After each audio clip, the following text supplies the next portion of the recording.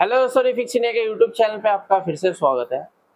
आज की वीडियो में हम बात करेंगे। हमारे पास सेट है सोनी डब्ल्यू सीरीज का। ये सेट है हमारे पास और काफ़ी सारे टेक्नीशियन को सबसे ज़्यादा प्रॉब्लम आती है सोनी के डब्ल्यू सीरीज के बोर्ड को रिपेयर करने में। बोर्ड में प्रॉब्लम आ जाए या पैनल में प्रॉब्लम आ जाए तो सबसे ज़्यादा दिक्कत आती है इस डब्ल्यू सीरीज के सेट को रिपेयर करने में, क्योंकि इसके पार्ट भी अवेलेबल नहीं होता, कई बार अवेलेबल भी हो जाते हैं तो काफ़ी कॉस्टली मिलते हैं। तो सबसे ज़्यादा जो दिक्कत है, देखिए यहाँ पे टी-कोन में आती है, क्योंकि कई बार क्या होता है टी-कोन दूसरा लगाना होता है, दूसरा टी-कोन लगाने के बाद पैनल चलता नहीं है, या फिर अलग अलग तरीके की दिक्कतें हमारे को देखने को मिलती है। कई बार हमें ट्रैक ब्लॉक करने पड़ते हैं, कई सारी समस्याओं से गुजरना पड़ता है। तो आज इस वीडियो के अंदर मैं आपको बताने वाला हूँ इस सेट के अंदर जो दिक्कत है वो है पैनल से रिलेटेड, यानी कि पैनल में इसकी प्रॉब्लम है। अब वो क्या प्रॉब्लम है, तो मैंने इसको चेक कर रहा हूँ कि अपने बोर्ड से, यानी कि अपने यूनिवर्सल बोर्ड से चेक कर रहा हूँ। अभी मैं इसके ओरिजिनल बोर्ड से चेक नहीं कर रहा हूँ, क्योंकि जब भी हम पैनल को रिपेयर करते हैं तो हमेशा अपने बोर्ड पे ही चेक करते हैं। तो अभी इसको किस तरीके से चेक करना है, किस तरीके से रिपेयर करना है, ये सारी चीज़ें इस वीडियो के अंदर मैं आपको बताने वाला हूँ। तो सबसे पहले मैं आपको दिखाता हूँ इसके अंदर फॉल्ट किस तरीके का है। तो जैसे हम सेट को ऑन करते हैं, तो सेट को ऑन करने के बाद मैं आपको दिखाता हूँ किस तरीके की प्रॉब्लम हमारे को इसके अंदर देखने के लिए मिल रही है। तो अभी हम सेट को स्टार्ट कर लेते हैं। ये हमारा सेट ऑन हो गया है और यहाँ पे भी हमारा सेट ऑन हो जाएगा, फिर हम दिखाते हैं। क्योंकि कई सेट क्या होते हैं थोड़े से लेट ऑन होते हैं। अभी यहाँ पे थोड़ा सा टाइम ले रहा है ये, तो थोड़ा सा टाइम देते हैं इसको। ऑन हो गया। अभी हम देखते हैं इसकी क्या कंडीशन है। तो अगर आप यहाँ पे देखेंगे तो पैनल की कंडीशन कुछ इस तरीके की हमारे को देखने को मिल रही है।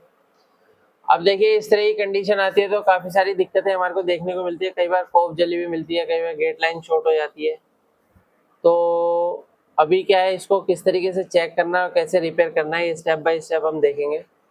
तो चलिए स्टार्ट करते हैं। सबसे पहले हम मल्टीमीटर को ले लेते हैं, डीसी वोल्ट की रेंज पे लगाएंगे। ये मल्टीमीटर है हमारा। तो यहाँ पे देखेंगे मल्टीमीटर को डीसी वोल्ट की रेंज पे लगाने के बाद जब हम इसको चेक करेंगे स्टेप बाय स्टेप, तो यहाँ पे देखेंगे तो ये हमारा डीसी वोल्ट की रेंज पे है। और यहाँ पे अगर मैं वोल्टेज चेक कर रहा हूँ तो सबसे पहले जो मेरे को यहाँ पे वोल्टेज मिलना चाहिए, ये वोल्टेज मेरे को 12 वोल्ट की सप्लाई मिलनी चाहिए। तो अगर आप यहाँ पे देखेंगे तो ये 12 वोल्ट की सप्लाई हमारी बिल्कुल ओके है, परफेक्ट है, ठीक है। अभी देखिए ये जो 12 वोल्ट है, अभी आपकी पैनल क्लास चालू होगी ना, देख लो भाई प्रैक्टिकल चालू हो गया देखो तुम्हारा, ठीक है। अब पैनल पे हमारा कितना वोल्टेज आ रहा है, 12 वोल्ट हमारा आ रहा है। तो इसका मतलब क्या है कि हमारा मदरबोर्ड वोल्टेज दे रहा है। अब देखिए ये जो वोल्टेज है, ये वोल्टेज जाती है हमारी सबसे पहले डीसी टू डीसीआईसी के अंदर, ठीक है। अब ये डीसी टू डीसीआईसी से सबसे पहले हमारा क्या होगा, इसके अंदर 3.3 वोल्ट बनेगा। तो 3.3 वोल्ट बनाने के लिए अगर आप यहाँ पे देखेंगे तो अलग अलग यहाँ पे देखेंगे सर्किट बना रखे हैं कंपनी ने। अभी हमारे को देखना है, देखिए 3.3 वोल्ट यहाँ बन रही है हमारी, बन रही है 3.3 वोल्ट। होता है क्या है कि इस आईसी के अंदर एक बक कन्वर्टर होता है, ठीक है, रेगुलेटर जो हमने दिखाया था ना आपको, तो बक रेगुलेटर इस आईसी के अंदर ही होता है। तो वो ऑन होता है सबसे पहले। जब वो ऑन होगा तो क्या होगा, हमारा टीकॉन आईसी में वोल्टेज जाएगा 3.3 वोल्ट। 3.3 वोल्ट हमारी रोम आईसी में जाएगा, इस रोम आईसी में भी जाएगा, ठीक है ना। इसके अंदर दो रोम लगी होती है, पता है ना काहे के लिए होती है, काहे के लिए होती है। और एक एक टीकॉन के लिए होती है, ठीक है ना, टीकॉन उसको रीड करता है। अब यहाँ पे देखिए टीकॉन, जब हमारा टीकॉन आईसी स्टार्ट होगी तो सबसे पहले हमारी जब इसको इनेबल वोल्टेज भेजेगा तो ये एवीडीडी वोल्टेज बनाएगा। तो सबसे पहली वोल्टेज हमारी बनेगी एवीडीडी। तो हमारा जो 3.3 वोल्ट था वो प्राइमरी वोल्टेज था। तो सेकेंडरी वोल्टेज में एवीडीडी बनेगी। तो यहाँ पे देखते हैं एवीडीडी वोल्टेज हमारा बन रहा है या नहीं बन रहा है। तो यहाँ पे देखते हैं, देखिए 16 वोल्ट की सप्लाई हमारी बन रही है। तो एनोड पे अगर डायोड के देखोगे तो कितना वोल्ट मिल रहा है, 12 वोल्ट। और यहाँ पे देखोगे तो कितना वोल्ट मिल रहा है, बूस्ट वोल्टेज मिल रहा है। यानी कि हमारी जो टीकॉन आईसी है, oh sorry DC to DC IC है, वो क्या काम कर रही है, पल्स को जनरेट कर रही है, ठीक है ना, तभी वोल्टेज बूस्ट हो रहा है। अब यहाँ से जो वोल्टेज है ये एवीडीडी से हमारा वीजीएच और वीजीएल बनता है। तो सभी वोल्टेज हम स्टेप बाय स्टेप चेक करते हैं। तो यहाँ पे अगर आप देखेंगे तो सारी वोल्टेज कई बार इसके अंदर लिखी भी होती है इस तरीके के टीकॉन के अंदर। तो यहाँ पे अगर हम देखते हैं तो यहाँ पे देखेंगे तो ये हमारा वीजीएच वोल्टेज बन रहा है। देखो कितना वोल्टेज बन रहा है वीजीएच, कितना वोल्ट है, 34 वोल्ट। हाँ 34 वोल्ट हमारा बन रहा है। यहाँ पे देखते हैं तो ये हमारा -5 वोल्ट, यानी कि कौन सी वोल्टेज है हमारी, VGL वोल्टेज है। ये देखो ये 15 वोल्ट बन रही है, -15 वोल्ट हमारी VGL बन रही है। ठीक है ना, दो डायोड लगा के यहाँ पे एक नेगेटिव ड्राइव देके इसकी नेगेटिव वोल्टेज बनाई गई है। तो यहाँ पे हमारा VGL भी बन गया, तो यानी कि हमारा VGS भी बन गया, VGL भी बन गया, AVDD भी बन गया, ये सभी वोल्टेज हमारी बन गई है। तो जो AVDD वोल्टेज है देखो कहाँ पे जाता है हमारे, ये देखो कहाँ पे जाता है, गामा IC के अंदर जाता है।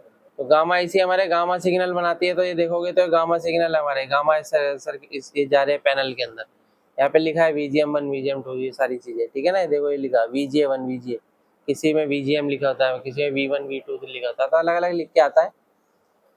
तो यहाँ पे ये गामा IC अपना काम कर रही है। उसके बाद यहाँ पे देखेंगे तो इसके नीचे एक IC हो रहा है, कौन सी IC है भाई, है स्कैन ड्राइवर IC, इसको लेवल शिफ्टर IC भी कहा जाता है। तो ये जो लेवल शिफ्टर IC है इसकी वोल्टेज अगर हम चेक करते हैं इसमें क्या क्या वोल्टेज मिलना चाहिए, देखिए कितना वोल्टेज मिल रहा है, कितना वोल्टेज आ रहा है यहाँ पे 34 वोल्ट आ रहा है। यहाँ पे देखते हैं कितना वोल्टेज आ रहा है, -9 वोल्ट आ गया, यानी कि VGL भी आ रहा है। और यहाँ पे देखते हैं कितना वोल्टेज आ रहा है, -9 वोल्ट आ रहा है। ठीक है, और भी वोल्टेज इसके अंदर जाता है, जैसे 3.3 वोल्ट भी इसके अंदर जाता है, देखिए जा रहा है इसके अंदर, है ना। किसी किसी पैनल में क्या होगा कि आपको हाफ वोल्टेज इसके अंदर जाएगा, यानी 3.3 वोल्ट का हाफ वोल्टेज, जैसे BOE वगैरह के पैनल में अगर आप देखोगे तो उसकी हाफ वोल्टेज जाती है लेवल शिफ्टर में। इसके अंदर देखो 3.3 वोल्ट डायरेक्ट जा रहा है। अभी अगर फिर भी हमारी क्या आ रहा है इसके अंदर, स्कैन जो हमारा वर्टिकल बार आ रहा है, तो देखिए ऐसा भी होता है कई बार ट्रैक शॉर्ट हो जाते हैं, तब भी इस तरह की दिक्कत मिलती है। लेकिन अभी क्या कंडीशन मिल रही है, हमें सारी वोल्टेज मिल रही है। तो सारी वोल्टेज मिलने का मतलब क्या है कि शॉर्टिंग तो नहीं है, शॉर्टिंग तो नहीं है। अभी हमारे को क्या चीज देखनी है, हमारे पास IC लगी हुई है, तो IC के देखो आसपास में हमारे को देखना पड़ेगा कोई रेजिस्टेंस वगैरह ओपन ना मिले। ठीक है ना, अगर ऐसा कुछ होता है कि अगर ओपन मिलती है तो ठीक है, नहीं तो फिर हमारे को IC को चेंज करना पड़ेगा। 100% IC की दिक्कत है, क्योंकि क्या होता है कि IC देखो यहाँ पे सिग्नल बना रही है, देखो यहाँ पे हमारे सिग्नल बन रहे हैं सारे। ठीक है ना, ये सारे सिग्नल हमारे गेट लाइन में जाते हैं, यहाँ पे बन रहे हैं देखो। ठीक है जी, अब ये IC जो इनपुट लेती है वो क्या क्या इनपुट लेती है, वो लेती है हमारी टीकॉन IC से।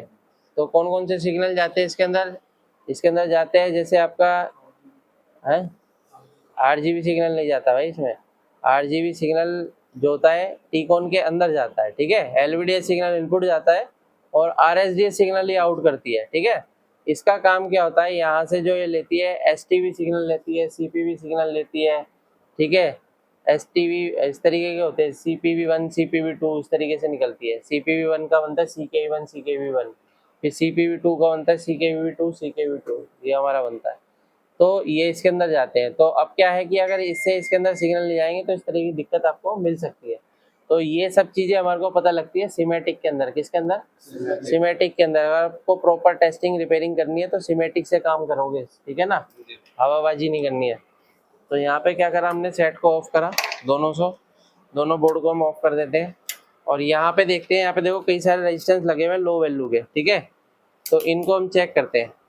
यहाँ पे देखो मल्टीमीटर को कंटिन्यूटी पे लगा लेते हैं। कंटिन्यूटी पे लगाने के बाद यहाँ पे देखते हैं, देखो ये आ रहा है, ये आ रहा है, ये भी आ रहा है, आ तो रहा है ये भी आ रहा है, ये भी आ रहा है।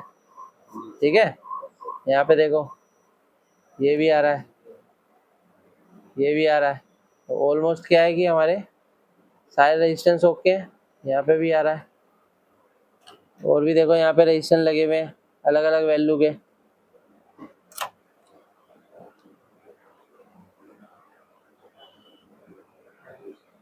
यहाँ पे देखो एक रेजिस्टेंस ये लगी हुई है, नहीं आ रहा है नहीं आ रहा नहीं आ रहा, नहीं आ रहा नहीं आ रहा है। ठीक है, यहाँ पे नहीं मिल रहा है। ये क्या है, यहाँ से शॉर्ट टच हो रहा था ना, तो इसलिए दिखा रहा था। तो यहाँ पे नहीं आ रहा है। तो ये जो रेजिस्टेंस है जीरो वैल्यू की है, कितने वैल्यू की है, जीरो वैल्यू। क्या करोगे अब आप, जंपर भी कर सकते हैं या फिर चेन भी कर देखो यहाँ पे आपको जंपर नहीं लगाना है, जीरो वैल्यू की जगह जीरो वैल्यू की रेजिस्टेंस लगानी है। ठीक है ना, यहाँ पे क्या होता है आपका सिग्नल पास होता है। ठीक है, तो ये क्या काम करता है, एम्पियर को रोकता है, सिग्नल को हाँ सिग्नल वोल्टेज जो होगा उसका, जंप करेगा उसके बाद हाँ। सिग्नलिंग जाएगा। नहीं तो क्या होगा, आपकी आईसी खराब हो सकती है इसके जंपर मार दोगे तो। ठीक है, तो हमारे को यहाँ पे इसको बदल के देखते हैं कि क्या कंडीशन है। कई बार क्या होता है, आईसी शॉर्ट होने की वजह से भी रेजिस्टेंस ओपन हो सकती है। ठीक है, तो पहले हम क्या काम करेंगे, इस रेजिस्टेंस को बदल के देखते हैं क्या कंडीशन है। फिर भी अगर नहीं चलता है तो आईसी बदलेंगे। ठीक है, और लाओ जरा पीसीबी लेके आओ यार, और दो पीसीबी, 2-4 पीसीबी।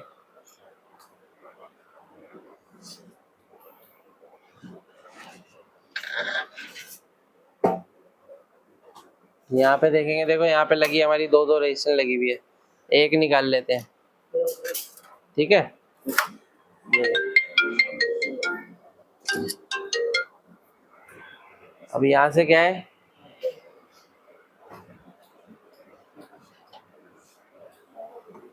अभी ऑन मत करना सेट को। ठीक है, हाँ आयरन की जरूरत नहीं है, एसएमडी से काम हो जाएगा।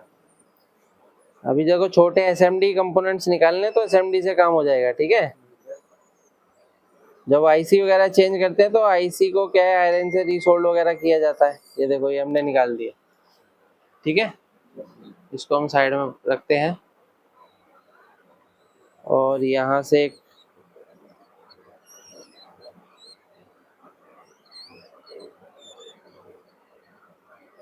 ये लगा देते हैं यहाँ पे। तो ये जो है पीसी वगैरह आपको रखनी है रिपेयरिंग के लिए। ठीक है ना, हाँ ये लो, उसको साइड में पकड़ो। ये हमारी आईसी लग, यहाँ पे जो है हमारा रजिस्टर लग गया है।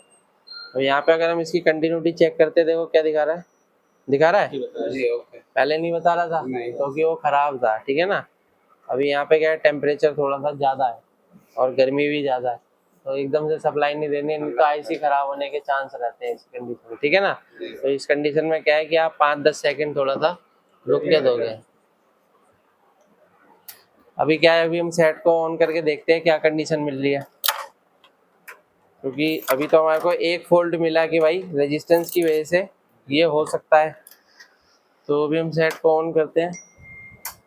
सर मीटर साइड में मीटर साइड में रखते हैं भाई, पकड़ो उसको, इसको ऑन कर लेते हैं।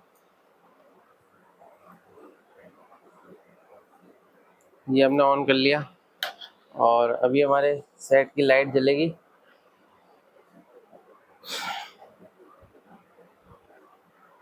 ठीक है, तो ये देखिए डब्लू सीरीज का बोर्ड है ये। ठीक है ना, डब्लू सीरीज के, हाँ इसमें बहुत दिक्कत आती है सेटों में, डब्लू में जो डब्लू बहुत बबलू बनाता है सबका। हाँ ठीक है भाई, तो यहाँ पे पावर ही नहीं लगी, आपने पावर ही निकाल रखी है क्या, तो दोबारा से लगाते हैं। चलो अभी देखते हैं, सेट की लाइट जल जाती है फिर हम देखते हैं क्या कंडीशन है।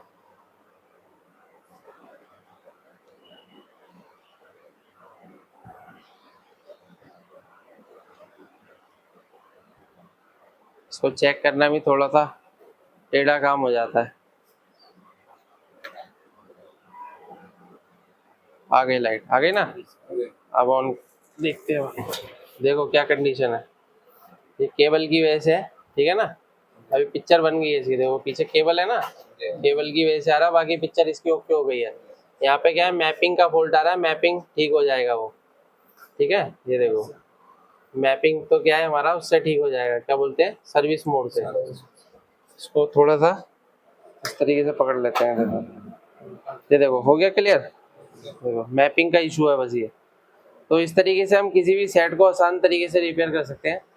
अगर आपके पास भी इस तरीके के सेट आते हैं, आपको रिपेयर करने में प्रॉब्लम आती है, तो आप हमारे ट्रेनिंग ले सकते हैं। वीडियो आपको पसंद आए तो वीडियो को लाइक करें, शेयर करें, कमेंट करें। Thank you friends.